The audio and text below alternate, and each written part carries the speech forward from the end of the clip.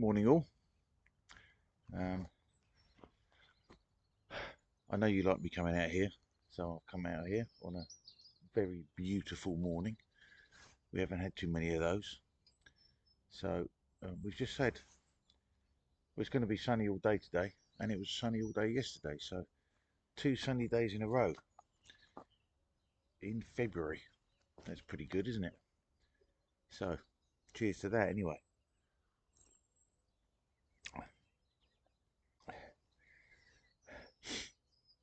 I've been, as you may suspected, not being particularly energised about doing this of late. Um, but I've been wanting to see how the Trump presidency was panning out, and I've been a bit engaged in that really. And I didn't want to sort of jump on the bandwagon of believing that with his election all of our problems are going to be solved. Um, Although having said that, I mean I have to say he's doing pretty well, so that is something to be welcomed, and there is something in our um, there is something in our collective uh, skepticism which runs over into cynicism and um, prevents us from seeing victories when they come. So inured have we been to bad news and to false dawns. But I think it is cause for cautious optimism. Um, I mean, just to uh, declare personal previous interests about this. When President Trump was first elected in 2016, I thought, like a lot of people, I thought it was a catastrophe. I really thought he was a terrible person, and I believed everything they said about him to begin with. And I went on, demonstrations for Brexit and that sort of thing, and I was kind of embarrassed that there were people supporting Donald Trump at these demonstrations, and and I thought, well, that's not what I'm here for.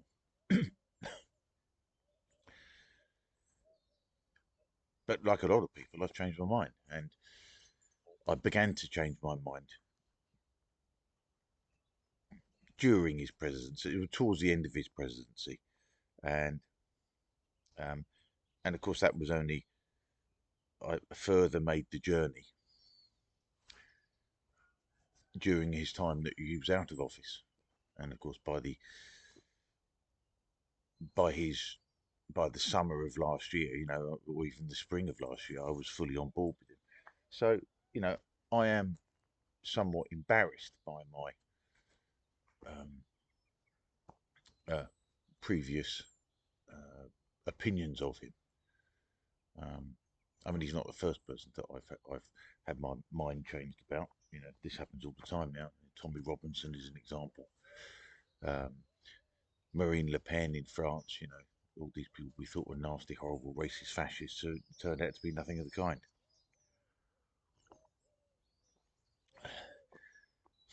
So I applaud people who saw all this stuff before I did, and we owe a debt of gratitude to those people who were prepared to be unpopular um, when the rest of us were still figuring it out. Uh, but in my defence, and it's not much of a defence, but in my defence, I do believe that Donald Trump has, if one can, was he 78, 79 now? If a man in his 70s can mature I think he has done. Um, Obviously, during his first term, I mean, I was of the opinion uh, that he wanted to become president purely because he was insulted by Barack Obama, which is hardly the most noble reason for wanting to become the president of the United States. And of course, he naively went into the presidency believing that, I'm the president now and people will do what I say. And of course, he realised, it began to dawn on him, I think, that that wasn't the case, and there were far more people against him than just uh, the official Democrat Party. And I mean, in a way, we can probably feel we can probably be grateful for the fact that he was voted out, genuinely or not, in 2020, because that cemented his position as the dissident outsider. Now, I don't think we should be getting carried away um, by him, and we should be judging him on his results. But the results are pretty good so far, and he is hardly done anything that I disapprove of so far. There are a couple of things. The sort of rather, what would you say? The unpleasant bullying of Denmark over Greenland is sort of, that made me pause and think about a bit. I mean, Denmark is an ally, a good ally of the United States, and there isn't any reason for him to be bullying Denmark. If they want to have the mineral rights in Denmark, and they want to put military bases in Greenland, I mean, then they should be able to come to some sort of arrangement with Denmark. It's not a problem at all. But um, that tendency to bully people weaker than himself and to bully countries weaker than the United States is is an impulse that people are wary of, and this is probably the basis of people's fear and um, distrust of him, because there is something authoritarian about that, and he does have that kind of personality, which is, I'm not comparing him to Hitler, of course, no, but he's probably popular in a similar way that Adolf Hitler and other authoritarians were when they first turned up, when they first got into office. So, I mean, I don't think he's anything like that at all. But this is the basis of people's fear of him. My lefty lawyer friend. That's certainly how he thinks. Um, but we do have to. Somebody has to be bold, and he is being very bold, and I'm all for it. But it's important to understand why people are afraid of him. And I think that's the reason. And his sort of broadsides at Denmark are play into that somehow. Um, but almost everything else, I fully applaud him for. The one thing that I'm still puzzled about, I mean, he pardoned all the January 6ers, which is good. Um, he pardoned that guy Ross Ulbricht, the one who made the Silk Road website. I mean, those are tremendous things for him to have done. But still nothing for Edward Snowden. And this puzzles me because if he wants to get at the deep state, the person who exposed the deep state earliest and most effectively was Edward Snowden. And the um, the recent shenanigans with Tulsi Gabbard in what is that, select committee or something? Um, the way they've gone after her, goading her to say that Edward Snowden was a traitor and she wouldn't do it, which was admirable. But at the same time, she didn't defend him that much either. And I'm puzzled by that. And if Trump wants to go hard against the deep state, there's nothing more effective than pardoning him.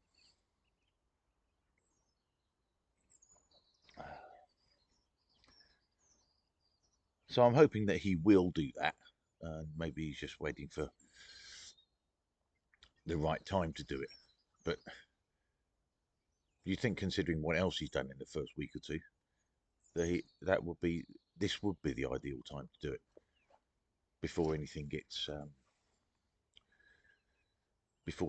diluted, and his sky high popularity begins to wane a bit. You think he would do that straight away?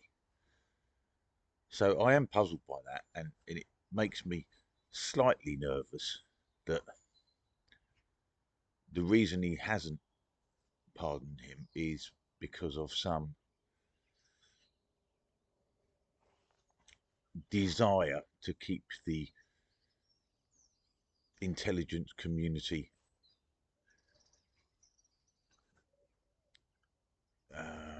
what would you say, intact. Where I was hoping that he was going to burn all that down, and I mean, it does seem to be, to me, and the little I know, that the CIA, the NSA, and the FBI have disgraced themselves um, beyond what anybody would think is reasonable. Um, and that's not to say my own country's intelligence services haven't disgraced themselves. If anything, they've disgraced themselves even more by being even worse than their American equivalents. But obviously, they're nowhere near as powerful as the American agencies. Um, and of course, that is the basis of the deep state, the intelligence community. That is the basis. That they are the people that keep everybody else in line because of the secrets they have. It's the same. It's the same sort of thing that they used to talk about with J. Edgar Hoover. A a fairly dodgy transvestite character who managed to keep everybody in line and keep himself in a high-ranking job for 40 years. Um,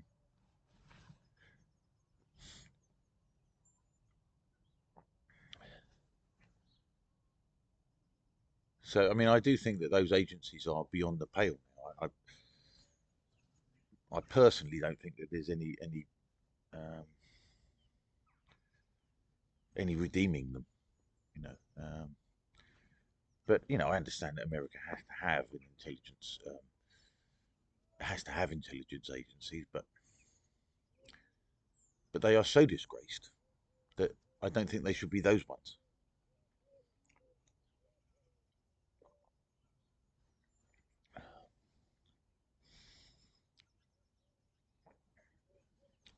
But we shall see. I mean, I'm 95% in approval of everything he's done so far, and I'm particularly impressed by some of the details. That thing he's just passed, that every time they bring in a regulation, they got to chuck out 10 more. I fully approve of that, because, and I agree with Elon Musk on this, is that regulation is a kind of tyranny and will eventually make everything illegal. and I think that is even more pronounced in my own country.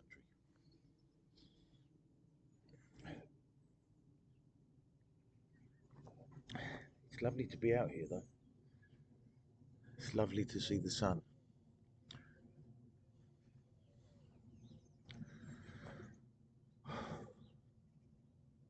So there is a, so like I say, I'm 95% supportive of Trump and everything that he's done now. Um, and there's also there's a sort of um, something to be learned, maybe, from his transformation, really, from this sort of kind of just gauche, vulgar TV star, um, who was nevertheless fated by the left for much of his life. Um, and then they all turned against him. And the way he dealt with that was very impressive. Um, and if you can change your whole life around in your 70s and to be what was basically America's public enemy number one as far as the establishment and deep state were concerned, and to to come back like that is really something quite impressive, and I take some inspiration from that. I often wonder whether my efforts on here, I constantly wonder if I'm just wasting my time, um, and that maybe I should just concentrate on my own life and not worry about things. I do have these conversations with friends of mine, and they kind of hint to me that I'm a bit too involved in this stuff, which is part of the reason why I haven't done anything for a while. And you know, that's part of the reason. Part of the reason is that I've just had to pay my jizya to the British Islamic State as of yesterday. So I've been concentrating on that somewhat, uh, much to my chagrin, shall we say.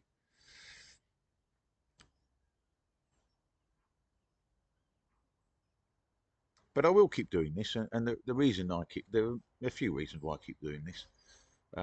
One is that I have once again received quite a number of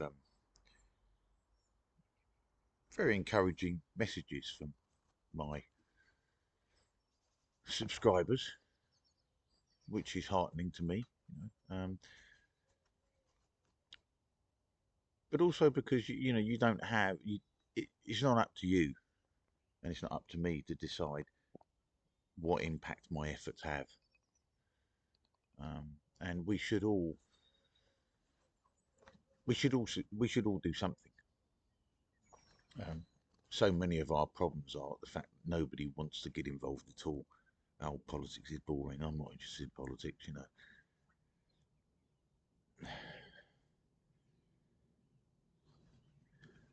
When you don't get involved in politics at all, you resign yourself to being governed by your inferiors.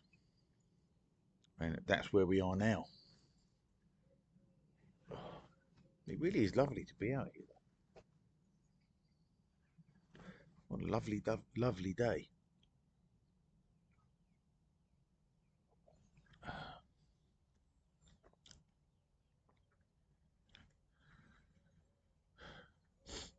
It makes me hopeful to see a lovely day like this.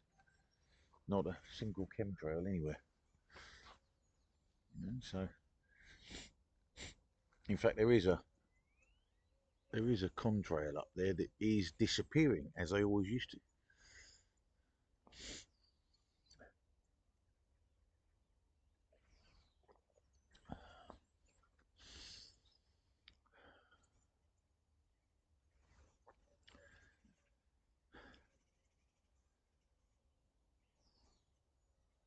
So I'm feeling a lot more hopeful today.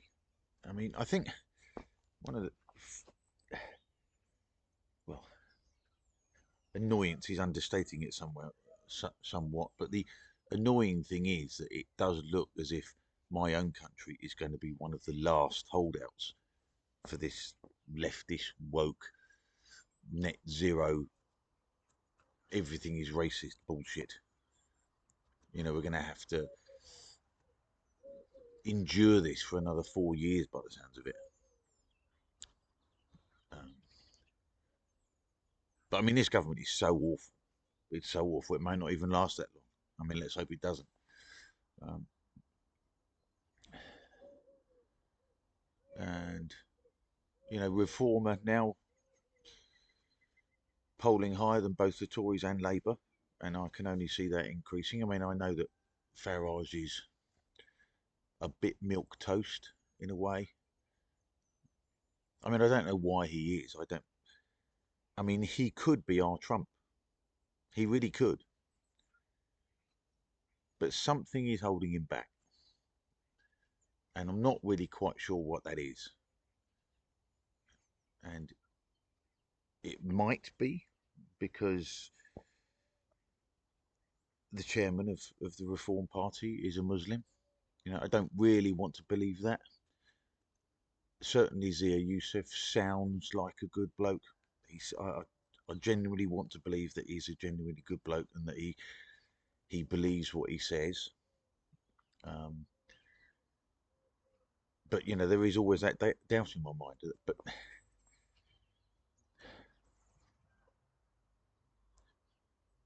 and you do wonder whether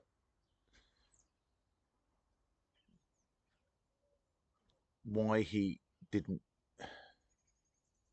sort of take his funding from Elon Musk rather than from this Muslim that we'd never heard of until a year or two ago. Um, like I say, I don't want to believe the worst about him. You know, I want to believe the best. But you know, it's always in the back of my mind. You know, whereas if he was supposedly going to get that $100 million from Elon Musk, he wouldn't be beholden to anybody apart from. Um, well, it'd be better to beholden to Elon Musk than to somebody who might have an Islamist agenda. And like I say, I don't want to believe that that's the case. It might just be that Farage is just being very, very cautious. Um, I mean, I don't understand why he keeps throwing Tommy Robinson under the bus. You know, it doesn't seem because most of Tommy Robinson supporters are reform supporters. You know, that is his base. I don't understand why he keeps trying to distance himself. I mean, all he has to say is that we're not affiliated with Tommy Robinson. Um, much of our opinions overlap, but we don't think he's necessarily right for the party. And as far as I know, I don't think Tommy Robinson is requested being part of reform. I mean, that's all he has to say. He doesn't have to keep going on about he's a criminal and and he's in jail for contempt of court, which we all know.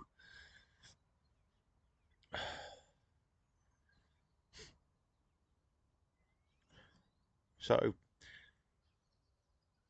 but I mean, as negative as we might all be about Farage and his reticence to really embrace um, remigration and forced deportations. Um, it might just be that he's just being extra cautious, um, and he doesn't want to jinx it. So, as poorly as many of us may think of him, he's got to be 100 times better than the Tories and Labour. He's got to be. I mean, how could you be worse than Labour? How could you be worse than the Tories? Well, Labour are worse than the Tories. They've managed that.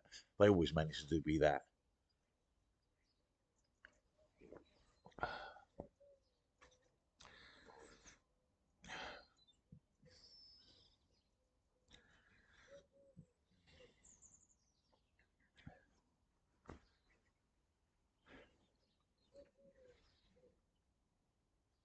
So I suppose the thing is we can take we can take inspiration from the Americans. We can feel happy for the Americans and hope that what's happening over there will influence what happens over here.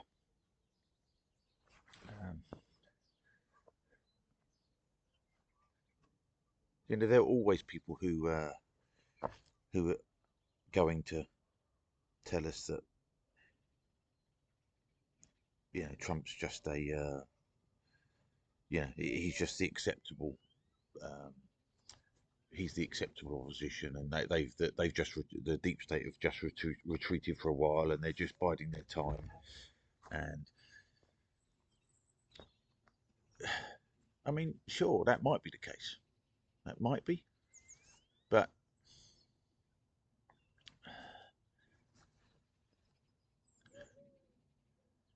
there is an inability of some people, particularly on our side, to ever believe any good news. And I'm beginning to feel that the term controlled opposition might be something that is only uttered by people who are controlled opposition, because demoralization is a tactic. I was never going to get better. Oh, they're all corrupt. Even Trump, they're just they just put him in there to take the heat out of the situation. You know, Farage is just an establishment man. Yeah, I mean, maybe they're right. Maybe they're right. But he didn't take the gong, did he? He didn't take the knighthood that he was offered. Um, I mean, I want to see Farage be bolder. I definitely do, and I hope that he will.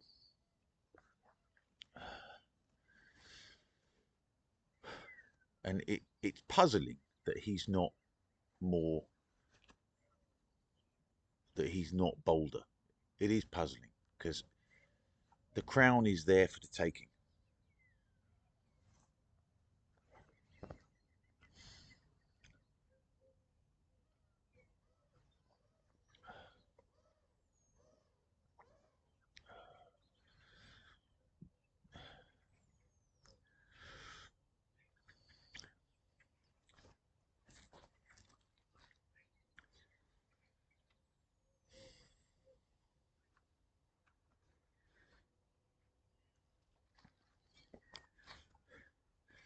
I'm sorry, I'm not really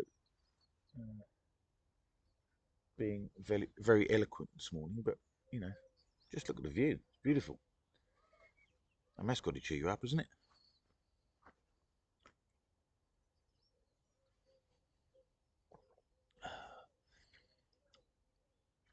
Maybe it's an omen. I mean, people from other countries don't really understand this. But a nice sunny day can be an omen, a good omen for stuff.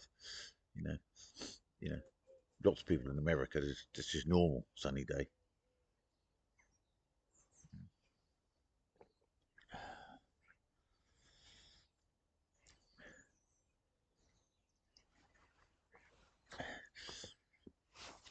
But anyway, there is cause for optimism, I think.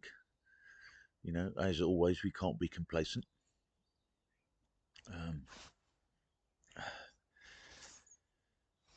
but to deny victories when they happen is playing into their hands. You know, um, hope is a good thing, perhaps the best of things. So we should embrace it. We should embrace it because it's the only way to stay free. Anyway, take care, everyone. See you next time.